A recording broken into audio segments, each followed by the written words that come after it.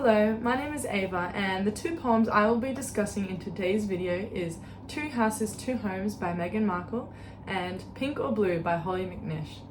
I resonate a lot with the poem Two Houses, Two Homes and chose it because I have divorced parents and I'm actually dumbfounded with how Meghan was able to convey emotions what I have never been able to articulate. With Pink or Blue, I found myself attracted to Holly's methodology and how she critiques the social conditioning of gender norms, and found myself contemplating its effects on how I view the world and my subconscious partnership with this conditioning. But overall, I will be exploring how the two poems comment on society's rigid depiction of normality and how this corrupts the raw reality of life. The poem Two Houses, Two Homes was written by former actress Meghan, Duchess of Sussex, or more commonly known as Meghan Markle. In a Netflix documentary that aired in 2018, she shared her poem that was initially for a school project written when she was 12. The poem gained popularity across social media platforms and resonated with the hearts of many, as Meghan illustrates the reality of living life with divorced parents. Culturally, this poem finds itself reaching a generation that has the highest divorce rate in history, meaning that people are deeply connecting with this poem. Whether the audience has a similar experiences of going back and forth between two houses, or only have one parent left in the picture, or perhaps neither, it confronts the reality of losing yourself and everything you knew and trying to make sense of what life looks like now. What stood out to me first was how she differentiates between a house and a home. Most people tend to use these words interchangeably. However, I believe the poet was very intentional with her word choice. A house is a building, more or less, a place where you lay your head, but a home speaks of warmth, safety, love, and freedom to be unashamedly you. The vivid imagery in lines 7 to 9 paint a comforting picture of having parents that are in love, warmth from a fireplace, and the companionship of a dog. But line 10 snaps the reader out of this illusion by saying it was all a dream. The other poetic device that contributes to the fluidity of the poem is the coupled rhyming scheme, where each two-line stanzas follow a constant rhyming pattern of A, B, B. There's a security in the predictability of the rhythm and flow, vastly contrasting the content of the poem, which embeds motifs of incongruity, isolation, and duality. Overall, Markle's last statement sums up the entirety of what it's like living with divorced parents, solemnly dreaming of how life would be easier if there were two of her.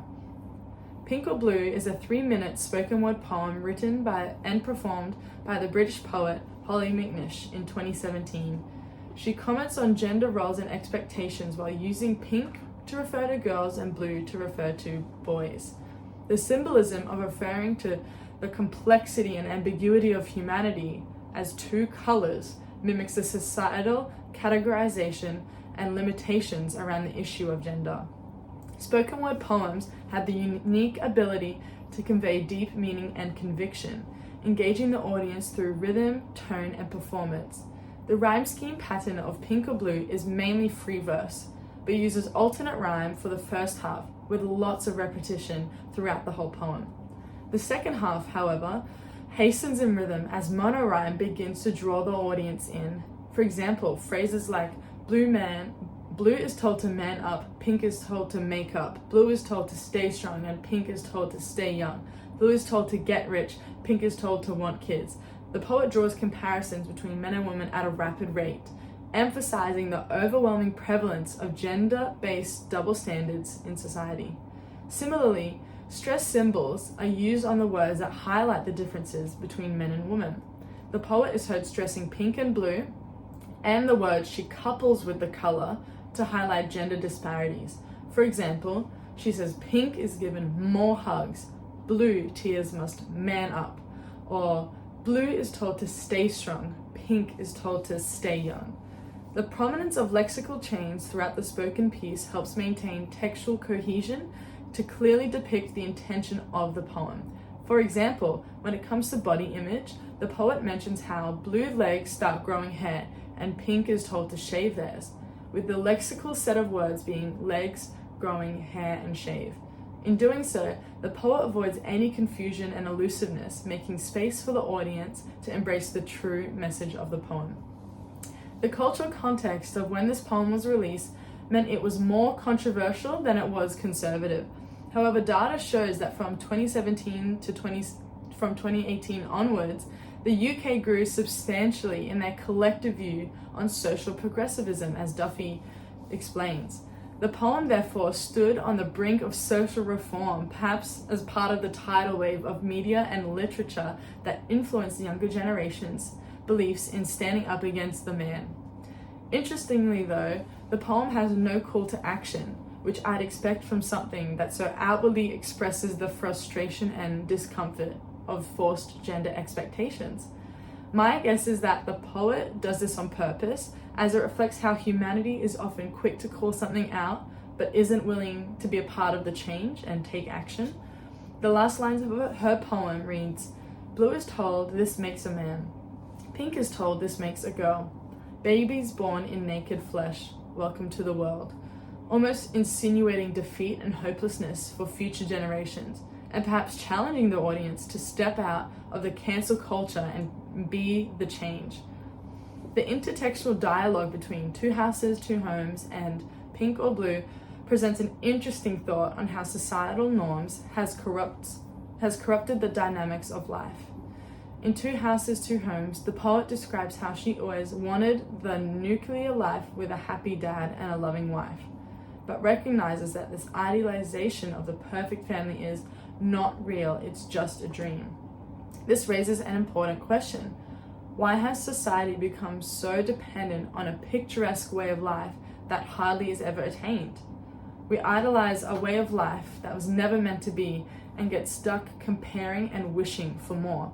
Similarly, Pink or Blue critiques the rigidity of expectations imposed on us from birth, where the pursuit of becoming the stereotypical cookie-cutter man or woman suppresses true identity. The internal struggle springs forth and breeds unhappiness and inevitably bleeds into relationships. This demonstrates how personal identity and familial dynamics are deeply intertwined. Pink or Blue gives us an insight to the expectations imposed on us from birth at an individual level, and Two Houses, Two Homes demonstrates the implications of this in a familial sense. Of course, divorce is caused by a myriad of reasons, but it begs to ask the question, how much have we truly underestimated the influence of social norms in our lives? I know I have heard so many stories of marriages falling apart because someone in the relationship realizes that they are capable of more, yet feels held back by their family. So why does it take sometimes starting a family to trigger the pursuit of self-discovery? More importantly, how then are we impacting children and their perception of identity and resilience? Are we just then the instigators of the cycle that continues to breed closed-minded gender ideology? The comparison of these two poems opens up a world of perspective, because you could discuss the impact media has played on gender expectations, that idea of free will versus social conditioning, or how adversity against personal identity can either cause submission, or resistance. Amidst all the pondering and what ifs, both poems reinforce that individuals raised with imposed or idealized expectations either conform, dealing with the conflict later in life, or rebel in the name of self-discovery.